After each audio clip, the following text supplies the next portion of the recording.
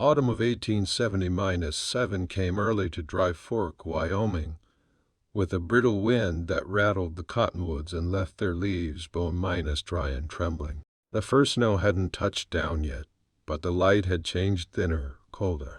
It was the kind of season that crept into a person's joints and their thoughts alike, like the last breath of something once warm. Miriam Callahan stood in the yard of what used to be her husband's ranch, holding a broken bucket and staring at the open gate where the last of the goats had wandered out sometime in the night. The children were sick. Lottie coughed herself breathless most mornings, and Paul hadn't spoken in days. The doctor lived 30 miles east, across land she couldn't cross alone. The mare had gone lame, and the only man she trusted to help had buried himself alongside her husband 7 months back. The sky hung low and mean. Her hands were chapped to the knuckle, blood showing in the splits across her thumbs. She wiped them against her skirt, out of habit not use, and leaned on the fence post that had been tilting for weeks. She had meant to fix it. Like everything else, she hadn't had the time. She was 30-4.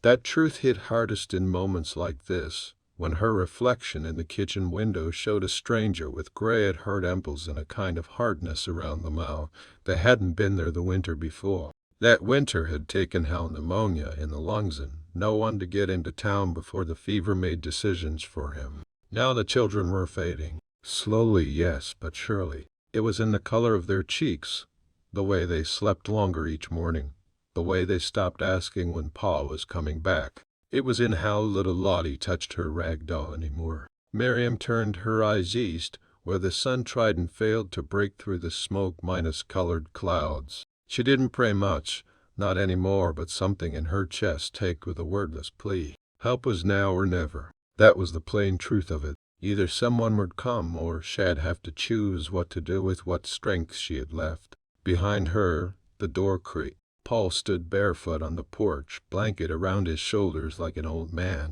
His hair was stuck to one side of his face, and when their eyes met, he said nothing, just looked. And Miriam felt her heart tip toward something sharp. "You'll find someone," she whispered. Not to him, not really. To the wind, to the gray sky, to the thin dirt that had stopped growing anything but weeds since the spring. Her voice caught in her throat. "It'll bring help, I promise." But she didn't know who. Oh, where. She only knew that if she didn't, the next grave dug would be too small for comfort. She saddled the mare anyway, though the beast limped with every shift of weight. Miriam didn't look her in the eyes. He cowled and bared too. "You just get me far enough," she muttered, patting the animal's flank. "After that, he'll walk." She packed dry biscuits into a jar of lard, folded the last blanket into a saddlebag, and slipped her father's old revolver underneath it. She hadn't fired it since she was 17, back when men still thought it charming when a girl could shoot straight. That was before she married Hal, before she buried her sister, before her mother's letters stopped arriving. The children were still asleep. Lottie curled up small, arms wrapped around her knees, as though shrinking might ward off the fever. Paul didn't stir when she kissed his forehead. His skin was cool to the touch, and that scared her more than anything else. Riding out, Miriam didn't look back. She didn't want to see the chimney smoking or the cracked window with the curtain pinned up like a wound. She didn't want to imagine what might happen if she failed to return. The prairie opened up around her like a giant exhale, flat and cruel and full of secrets. The wind bit through her shawl, whistling low like a warning. Every fence post, every barren creek bed carried the echo of something gone livestock neighbors' promises. When she was a girl, she used to ride with her brother toward the butte that looked like a man lying on his side. They'd pretend he was a sleeping giant, protector of the whole valley. But Eli died at Antietam. Hal came home instead. Miriam remembered the night Hal proposed. They were sitting under the cottonwoods, a fire low between them, and Chidi said, "It won't be easy, but I won't leave you." He meant it. He never left, not by choice. His lungs betrayed him. God or fate or chance, whatever governed such things, took him to early and to fast. And she had tried. She had tried to keep things together. She hauled water by the pail when the pump cracked, sold her wedding ring to pay the storekeeper. When the neighbors offered to take the children for a while, she had smiled and said they were fine. But she wasn't. She was tired. tired in her bones and her stomach in her hands. And she was angry, furious at a world that would watch a woman buckle under the weight of love and duty and never blink.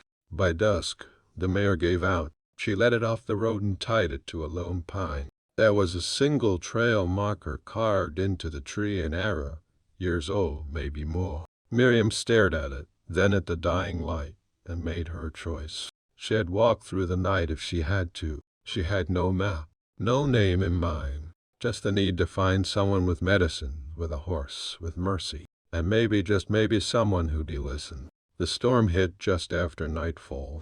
Miriam had made it to the low hills, her skirt soaked through from the sudden sleet. The wind had picked up, slicing across her face like glass. Her fingers had gone stiff, her lips cracked. She kept walking. Somewhere near the rise, her foot caught a root. She fell hard, her palms scraping stone and frost. She didn't cry out, just stayed there, face to the cold earth, chest heaving. Her breath came in short, sharp bursts, each one thinner than the last. That was when she heard the horse. The sound was distant at first. Hoofs slow, deliberate. Someone was riding careful through the dark. Miriam forced herself up to her elbows, eyes squinting through the haze. He came into view like a ghost, long duster flapping in the wind, hat pulled low, rifle strapped across his back.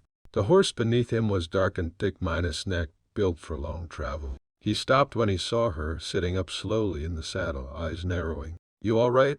His voice was deep, rough from dust or disuse. Not unkind. Miriam tried to answer, but her throat stuck. She coughed once, hard, and managed to push herself to her knees. He dismounted in one motion, boots landing heavy on the ground. She saw his hand rest near his hip, not drawing, just wary. Out here, strangers asked questions with their posture, not their mouths. Her voice was hoarse. "My children, back at Dry Fork. They're sick. I need help." The man nodded once. He was young, maybe 30, though there was gray at his temples. His coat was patched, and his gloves were worn to the stitching. "You fall?" She nodded. He knelt beside her and helped her to her feet without a word. His hands were strong but careful. When she wobbled, he steadied her with a touch to the elbow. "Name's Ash." He glanced up at the sky. "Storm's not done yet. Come with me. Gotta camp to hills east." Miriam hesitated, instinct flaring. She didn't know him, but the cold was carving into her bones. And he hadn't asked anything of her, not even a name. She nodded again. They rode double. His horse didn't flinch under the weight, just kept a steady pace as the wind howled around them. Miriam's head drooped once, her face pressed against his chest shoulder. He smelled of saddle soap and pine. Not unpleasant. His camp was modest, a lean -2 against a bluff, fire already burning low, shielded by rock. He helped her down, offered a blanket, poured a tin cup with something hot and bitter. She drank without speaking. "You said Dry Fork?" he asked after a while, crouching beside the fire. "That's near the split road." She nodded. "East of it." "You're out here alone?" "My husband's dead. Kid's got fever. I need a doctor. Or medicine." Ash stared into the flames. "Ain't many doctors take the Dry Fork Trail anymore. Heard they stopped going that way after the Henderson boy died." Miriam looked up sharply. "You knew the Hendersons?" "Not well." He paused. "But I was there. Saw what the fever did." She wrapped the blanket tighter around herself. "Then you know I wouldn't be here if I had any other choice." Ash nodded slowly. "You're a damn sight braver than most." They sat in silence, wind combing through the hills. The fire crackled and popped, sending up tiny sparks that died before they lifted a foot. "He'll ride with you come daylight," he said. "Got quinine in my pack. Might help, might not." It was more hope than Shad had in weeks. Miriam turned toward him. "Why help me?" Ash didn't answer right away. He looked at her, eyes unreadable. "'Cause someone should have helped my sister when she asked," he said quietly. But no one did. Morning found the sky scraped clean, white and pale as bone. The cold remained, sharp and dry, but the wind had quieted, and the land seemed to hold its breath. Ash broke camp with practiced movements, quick and silent, while Miriam packed what little she had into her saddlebag. They rode together in near silence for an hour.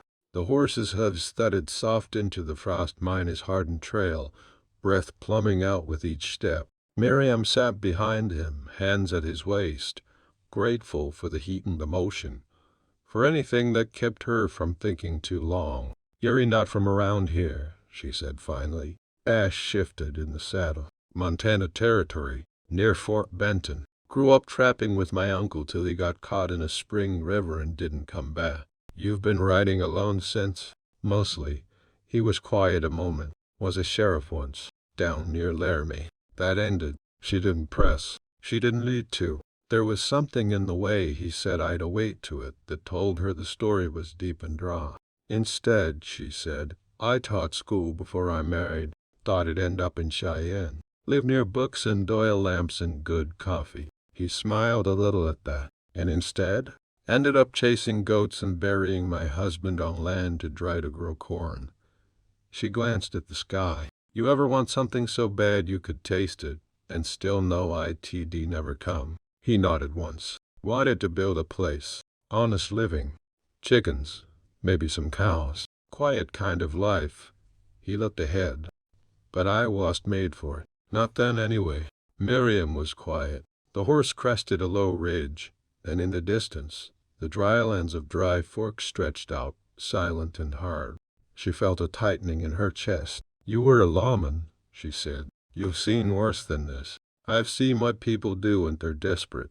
Ash paused. "And I've seen what they do when they care." She thought about her neighbors, about the woman who crossed the street when she saw Miriam in town, afraid fever might follow her like smoke, about the man who offered a sack of flour but took it back the next day, about how kindness had begun to feel like a kind of debt you couldn't pay back. Ash reached into his pack and handed her a biscuit, rough but warm. She took it without hesitation, their fingers brushing for a moment longer than needed. "Thank you," she said. He met her eyes. "You don't have to say it." But she did. Not just for the biscuit, but for the presence of someone who didn't pity her, didn't speak in sermons or sideways glances. When they stopped to rest the horse, Ash worked on the saddle while Miriam cleaned a scratch on his arm with cloth and water. He didn't flinch. She noticed the scar that ran up his forearm, clean, pale, old. Not from a bullet. More like glass or fire. "How do you get that?"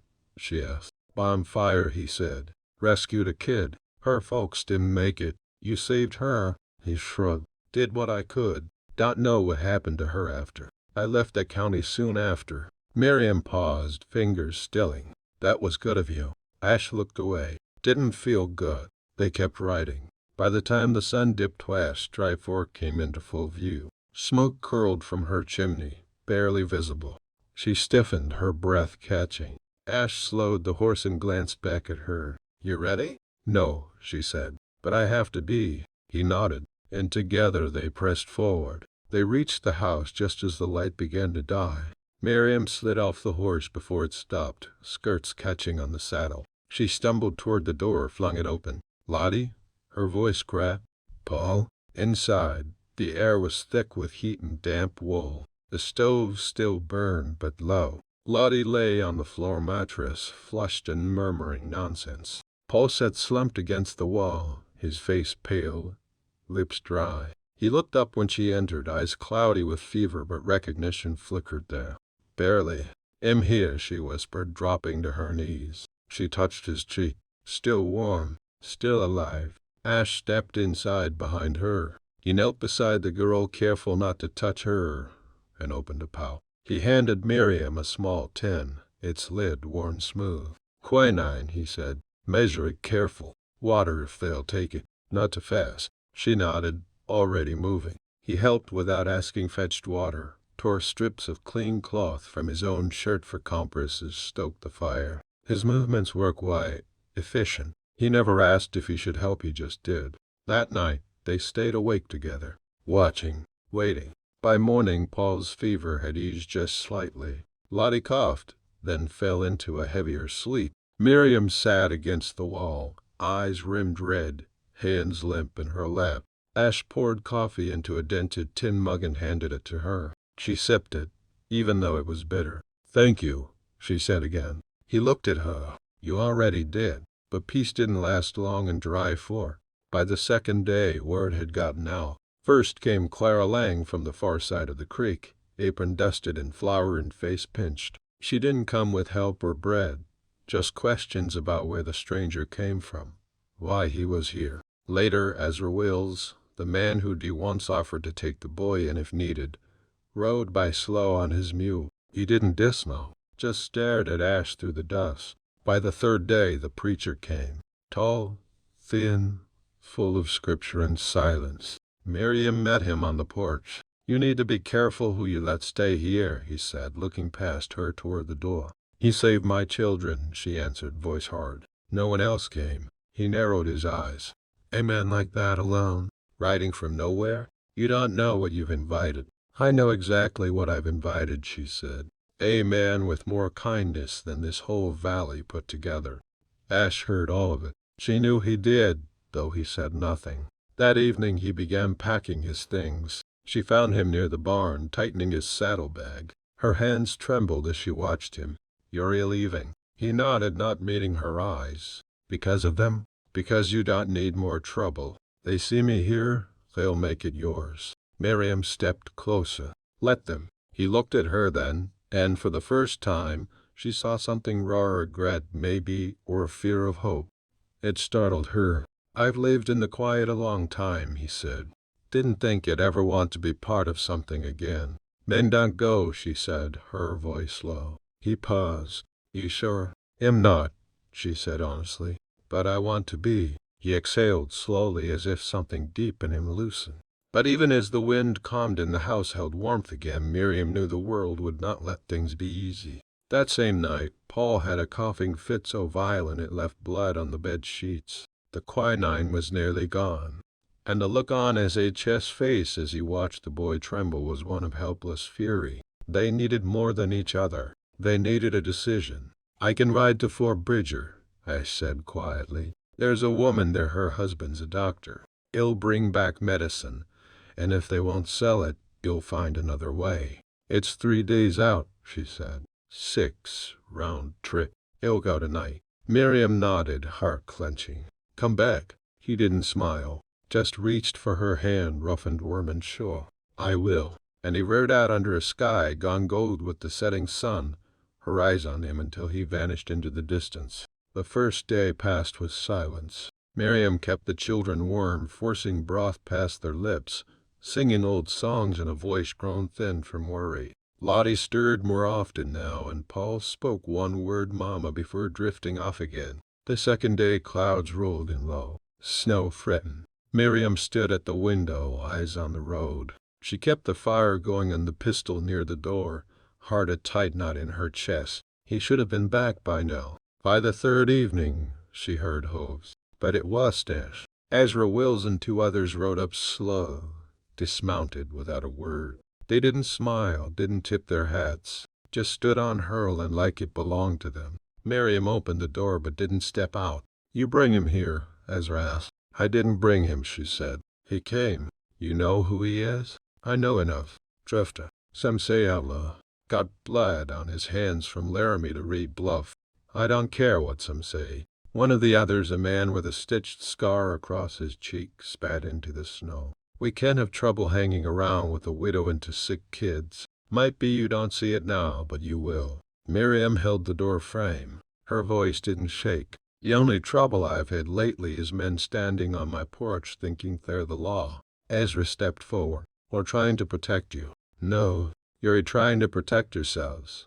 She pointed toward the barn. "Now get off my land." They hesitated, more shocked than angry. Ezra opened his mouth, but Miriam had already lifted the pistol. It was shaking. "I said go." After a moment, they turned and mounted. No threats, no goodbyes. Just silence, broken by the slow crunch of retreating hooves.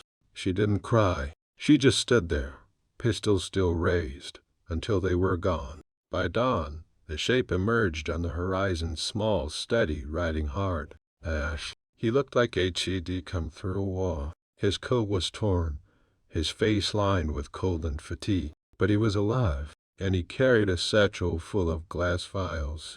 She ran to him without thinking, grabbed the reins, grabbed him. "Inside," she said, not letting go. He stumbled in, set the bag down, collapsed into the nearest chair. "Got what we need," he said between breaths. "Doc Bridger helped me. His wife made me swear I'd send word if the kids pulled through." Miriam opened the satchel. Bottles of syrup, quinine, a handwritten note of dosage. Tears blurred her vision. "You came back." Ash looked at her, eyes dark with exhaustion. "Told you I would." Together they dosed the children, held them through the shaking, sat at their sides for hours. On the second night, the fever broke. Paul sat up, whispered, "I'm hungry." Miriam wept into her hands. Ash didn't speak, just leaned forward and placed his hand over hers. Quiet, strong. No promises, no speeches. Just presence. By week's end, the children were standing. Then, but standing. Laddie held her mother's hand while Paul helped Tash in the barn. The storm passed. The ground began to thaw. Miriam came out one morning to find Ash fixing the same crooked fence post she'd leaned on weeks ago. She watched him work. He noticed but didn't stop. "You stay in?" she asked. "I was thinking I might. Got enough fence to keep you busy a while." He looked up, smiled slow. "Then I best get started." She nodded, walked over, took the hammer from his hand, drove the next nail herself. Spring came in slow, cautious steps. The land softened. Buds appeared on the cottonwoods, stubborn against the chill. Life, real life, began again, not fast, not loud, but sure. Ash stayed. He didn't move in, not at first. Slept in the loft of the barn.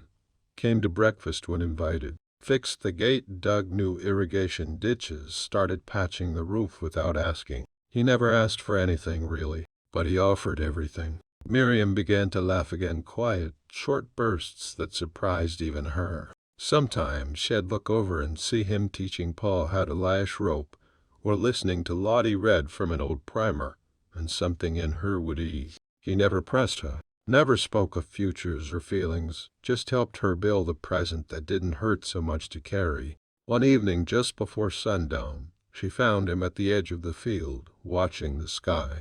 The children were asleep. The land was gold. She stood beside him. Didn't speak. He did. "I've been thinking about staying for good, not just for the season." Miriam looked out over the hills. "You already have." Ash turned to her, uncertain. "But I need to say it. I don't want to ride anymore. I want to put something in the ground and see it grow." She met his gaze. "Then stay. Not in the barn. Here." He swallowed hard. "You sure?" "I'm sure of what I've seen." She reached into her pocket and held something out. A folded piece of cloth. Inside, her father's old wedding band. "I kept it," she said. "Never knew why. Maybe for now." He took it carefully, like it might break. They didn't speak of vows. Not right then. But he slipped the ring on his finger like it belonged there. And in the hush that followed, Miriam leaned against him, both of them watching the light fade over land that had nearly taken her. The next weeks moved like breath. Ash built a second room onto the house. Paul caught his first fish and insisted Ash clean it like a man.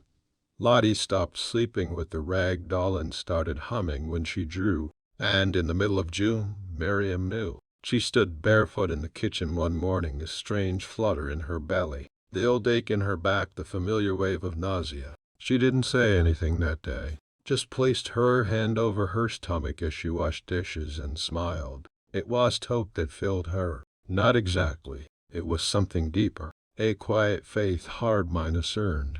Ash came in from the porch, wiping his hands on a rag. "What's that smile for?" he asked. She looked at him. Sunlight spilling through the doorway, dust dancing in the warm air between them. "Just thinking about the road ahead." He nodded, walked over, and kissed her ample. That night they buried her wedding ring under the cottonwood tree beside Hall's marker, not as an ending, but as a way of saying thank you for what had come before, and for what was now possible. In the distance, the wind moved through the grass, soft and full of life. Subscribe and walk the thin line between law and survival.